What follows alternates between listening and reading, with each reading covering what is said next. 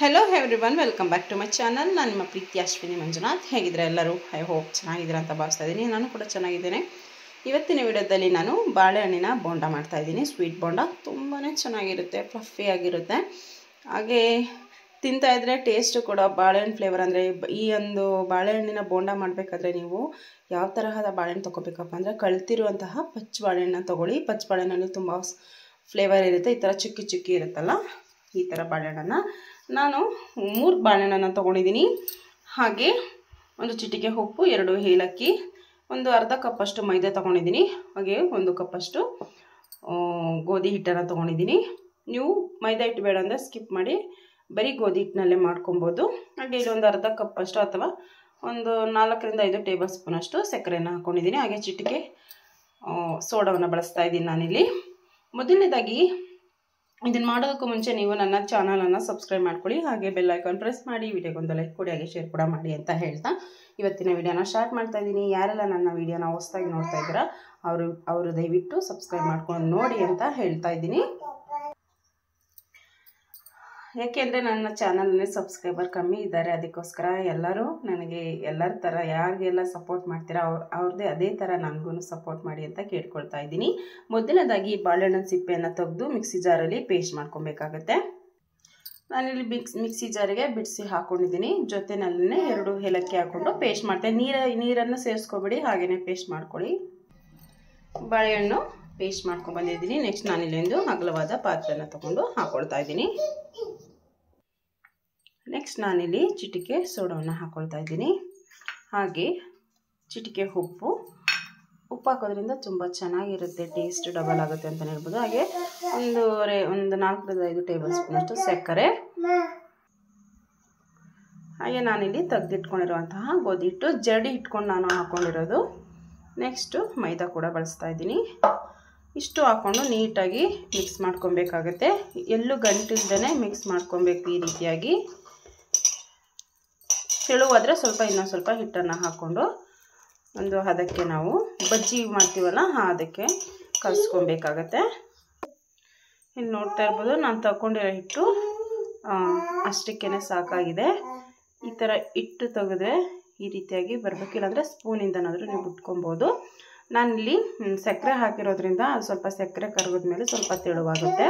ಆ ಒಂದು ಕನ್ಸಿಸ್ಟೆನ್ಸಿಯಲ್ಲಿ ಇದ್ದರೆ ಹಾಕಲಿಕ್ಕೆ ತುಂಬಾ ಈಸಿ. ಹಾಗೆ ಒಂದು ಎಣ್ಣೆನ ಹೀರ್ಕೊಂಡು ಚೆನ್ನಾಗಿ ಫ್ಲಫಿ ಥರನೇ ಬೇಯುತ್ತೆ ಅಂತಲೇ ಹೇಳ್ಬೋದು. ತುಂಬ ಚೆನ್ನಾಗಿರುತ್ತೆ.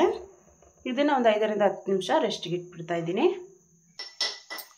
ಇವಾಗ ಹಿಟ್ಟು ಚೆನ್ನಾಗಿ ಹಳ್ಳಿದೆ, ನೋಡ್ತಾ ಇರ್ಬೋದು. ಈ ರೀತಿಯಾಗಿ ಅಂಟ್ತಾ ಇದೆ. ಮುಂಚೆ ಸ್ವಲ್ಪ ಗಟ್ಟಿ ಇತ್ತು, ಇವಾಗ ಚೆನ್ನಾಗಿ ಹಳ್ಳಿದೆ. ಮತ್ತೊಮ್ಮೆ ಇನ್ನೊಂದ್ಸಲ ಮಿಕ್ಸ್ ಮಾಡಿಕೊಂಡು ನಾವು ಇವಾಗ ಮಂಗಳೂರು ಬಜ್ಜಿನ ಹೇಗೆ ಬಿಡ್ತೀವಿ ಹಾಗೆ ಈ ರೀತಿಯಾಗಿ ಬಿಟ್ಕೊಬೇಕಾಗುತ್ತೆ. ಸಣ್ಣ ಸಣ್ಣ ಉಂಡೆಗಳನ್ನಾಗಿ ಬಿಟ್ಕೊಬೇಕು. ನೆಕ್ಸ್ಟ್ ನಾನಿಲ್ಲಿ ಬಾಣಲೆಯಲ್ಲಿ ಎಣ್ಣೆನ ಕಾಯಲಿಕ್ಕೆ ಇಟ್ಟಿದ್ದೇನೆ. ನಾನಿಲ್ಲಿ ಎಣ್ಣೆ ಒಳಗಡೆ ಒಂದು ಸ್ವಲ್ಪ ಹಿಟ್ಟನ್ನು ಹಾಕ್ಕೊಂಡಿದ್ದೇನೆ. ಮೀಡಿಯಮ್ ಉರಿಯಲ್ಲಿ ನಾವು ಬೇಯಿಸ್ಕೊಬೇಕು. ತುಂಬ ಹೈ ಫ್ಲೇಮು, ತುಂಬ ಲೋ ಫ್ಲೇಮು ಕೂಡ ಇಟ್ಕೊಳ್ಬೇಡಿ. ಎಣ್ಣೆ ಕೂಡ ಕಾದಿದೆ. ನಾನು ನೆಕ್ಸ್ಟ್ ಒಂದೊಂದಾಗಿ ಬಿಟ್ಕೊಳ್ತಾ ಇದ್ದೀನಿ.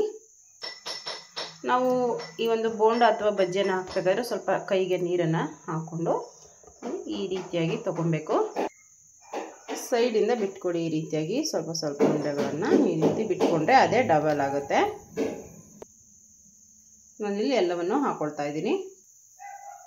ಹಾಕಿದ ತಕ್ಷಣ ಅದು ಸ್ವಲ್ಪ ಹೊತ್ತು ಮೇಲೆ ಬರುತ್ತೆ ಉಬ್ಬಿ. ಅಷ್ಟು ಚೆನ್ನಾಗಿ ಎಣ್ಣೆ ಕಾದಿರಬೇಕು ಒಂದು ಹದಕ್ಕೆ. ನೋಡ್ತಾ ಇರ್ಬೋದು, ನಾನಿಲ್ಲಿ ಹಾಕ್ಕೊಂಡಿದ್ದೀನಿ.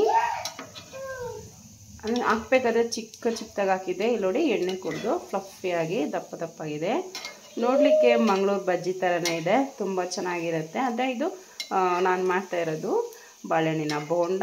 ತುಂಬ ಚೆನ್ನಾಗಿರುತ್ತೆ. ಈ ರೀತಿಯಾಗಿ ಕೈ ಆಡಿಕೊಂಡು ನಾವು ಉಂಡೆ ಇರೋದ್ರಿಂದ, ಬಾಲ್ಸ್ ಥರ ಇರೋದ್ರಿಂದ ಈ ರೀತಿಯಾಗಿ ತಿರುಗಿಸ್ಕೊಂಡು ನಾವು ಬೇಯಿಸ್ಕೊಬೇಕು. ಇದು ಗೋಲ್ಡನ್ ಬ್ರೌನ್ ಬರೋ ತನಕ ಬೇಯಿಸ್ಕೊಬೇಕು. ತುಂಬಾ ಚೆನ್ನಾಗಿರುತ್ತೆ. ಇದನ್ನು ಅಟ್ಲೀಸ್ಟ್ 1 ವಾರನಾದರೂ ಸ್ಟೋರೇಜ್ ಮಾಡ್ಕೊಂಡು ಇಟ್ಕೊಬೋದು, ಚೆನ್ನಾಗಿ ಬೇಯಿಸಿದ್ರೆ. ಇವಾಗ ಇದು ಗೋಲ್ಡ್ ಕಲರ್ ಬಂದಿದೆ. ನೆಕ್ಸ್ಟು ಸ್ವಲ್ಪ ಬ್ರೌನ್ ಕಲರ್ ಬರೋ ತನಕ ನಾವು ಫ್ರೈ ಮಾಡ್ಕೊಬೇಕು.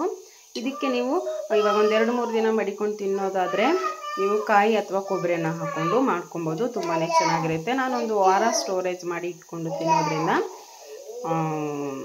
ಕಾಯಿ ಕೊಬ್ಬರಿ ಯಾವುದೇ ರೀತಿ ಹಾಕಿಲ್ಲ, ಯಾಕೆಂದರೆ ಅದು ಬೂಶುಂಡ ಬಂದುಬಿಡುತ್ತೆ, ಅದಕ್ಕೋಸ್ಕರ ಚೆನ್ನಾಗಿರೋದಿಲ್ಲ ಅಂತ ಹೇಳಿ ನಾನು ಹಾಗೆ ಪ್ಲೇನ್ ಮಾಡ್ತಾಯಿದ್ದೀನಿ. ನಿಮಗೆ ಬೇಕು ಅಂದರೆ ಹಾಕ್ಕೊಳ್ಳಿ. ಇದೇ ರೀತಿ ತಿರುಗಿಸ್ಕೊಂಡು ಎಲ್ಲ ಕಡೆ ನಾವು ಬೇಯಿಸ್ಕೊಬೇಕಾಗತ್ತೆ. ಇಲ್ಲಿ ನೋಡ್ತಾ ಇರ್ಬೋದು ಗೋಲ್ಡನ್ ಬ್ರೌನ್ ಕಲರ್ ಬಂದಿದೆ. ನೆಕ್ಸ್ಟ್ ನಾನಿಲ್ಲಿ ಒಂದು ಪ್ಲೇಟ್ಗೆ ಹಾಕ್ಕೊಳ್ತಾ ಇದ್ದೀನಿ. ನೀಟಾಗಿ ಎಣ್ಣೆನ ಸೋರಿಸ್ಕೊಂಡು ಹಾಕ್ಕೊಬೇಕಾಗತ್ತೆ.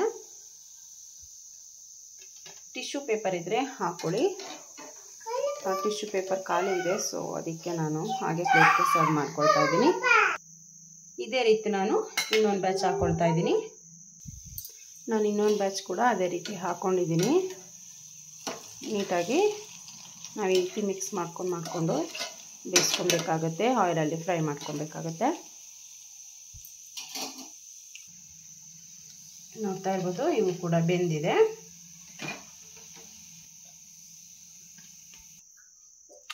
ವಿಡಿಯೋ ಇಷ್ಟ ಆಗಿದೆ ಅಂತ ಭಾವಿಸ್ತೀನಿ. ನೋಡ್ತಾ ಇರ್ಬೋದು ನೋಡಿ, ಈ ರೀತಿ ಪ್ರೆಸ್ ಮಾಡಿದ್ರೆ ಫ್ಲಫಿ ಥರ ಇರುತ್ತೆ, ಚೆನ್ನಾಗಿರುತ್ತೆ. ಒಳಗಡೆ ಕೂಡ ತಿನ್ನಲಿಕ್ಕೆ ಹಿಟ್ಟು ಚೆನ್ನಾಗಿ ಬೆಂದಿರುತ್ತೆ. ನೋಡಿ ತುಂಬ ಚೆನ್ನಾಗಿರುತ್ತೆ. ಹಾಗೆ ಬಾಳೆಹಣ್ಣಿನ ಫ್ಲೇವರ್ ತುಂಬಾ ಚೆನ್ನಾಗಿ ಬರ್ತಾ ಇರುತ್ತೆ.